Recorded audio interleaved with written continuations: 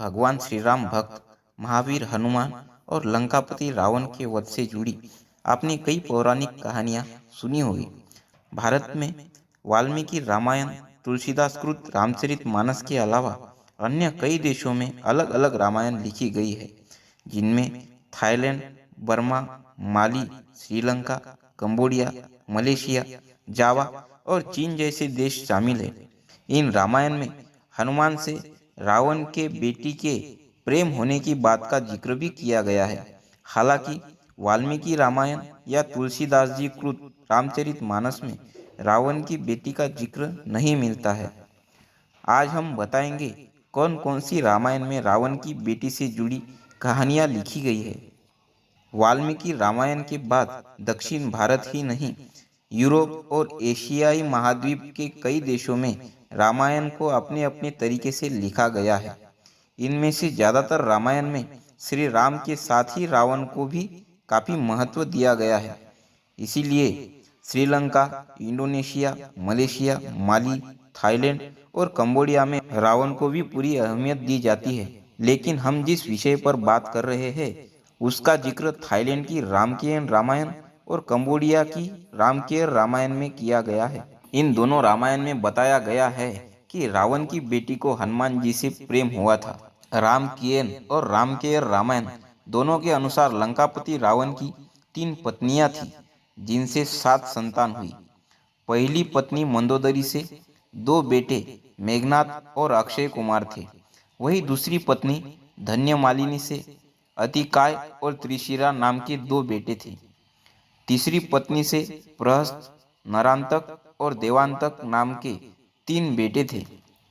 इन दोनों रामायण में बताया गया है कि 7 बेटों के अलावा रावण की एक बेटी भी थी, जिसका नाम सुवर्ण मत्स्या या सुवर्ण मत्स्या था।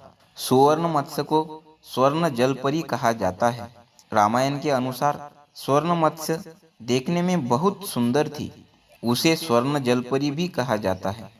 दशानन रावण की बेटी सुवर्ण मत्स्य का शरीर सोने की तरह दमकता था, इसीलिए उनको सुवर्ण मच्छा भी कहा जाता है।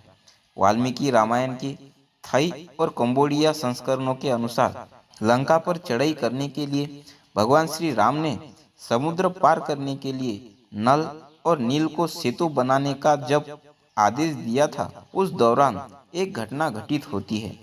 जब नल और नील लंका तक समुद्र पर सेतु बना रहे थे, तो रावण ने अपनी बेटी सुवर्ण मत्स्य को ही ये योजना नाकाम करने का काम सौंपा था। पिता की आज्ञा पाकर सुवर्ण मत्स्या ने वानर सेना की ओर से समुद्र में फेंके जाने वाले पत्थरों और चट्टानों को गायब करना शुरू कर दिया। रामकीयन और रामकेर रामायण में लिखा गया है कि जब राम सेतु निर्माण के लिए समुद्र में डाले गए पत्थर गायब होने लगे, तो हनुमान जी ने समुद्र के अंदर जाकर इस बात का पता लगाने का प्रयास किया कि आखिर ये चट्टानें जा कहाँ रही है। उन्होंने देखा कि पानी के अंदर रहने वाले लोग पत्थर और चट्टानें उठाकर कहीं ले जा रहे हैं। हनुमान जी ने उनका पीछा किया तो देखा कि एक मत्स्य कन्या उनको इस कार्य के लिए निर्देश दे रही है। कथा में कहा गया है कि सुवर्ण मत्स्या ने जैसे ही हनुमान जी को देखा, उनसे प्रेम हो गया। हनुमान जी उनके मन की स्थिति भाप लेते हैं और समुद्र तल पर ले जाकर पूछते हैं कि आप कौन है देवी। वह बताती है कि मैं रावण की बेटी हूँ। फिर हनुमान जी उन्हें समझाते हैं कि रावण क्या गलत कार्य कर रहा है। हनुमान जी के समझाने पर सुवर्ण मत्स्या सभी चट्टानें लौटा देती है और राम सेतु के निर्माण का कार्य पूरा हो पाता है। बता दें कि एक अन्य रामायण अद्भुत रामायण में श्री राम की पत्नी देवी सीता को भी रावण की बेटी बताया गया है। अद्भुत रामायण के अनुसार अपनी पुत्री पर ही बुरी दृष्टि डालने के कारण रावण का अंत हुआ था।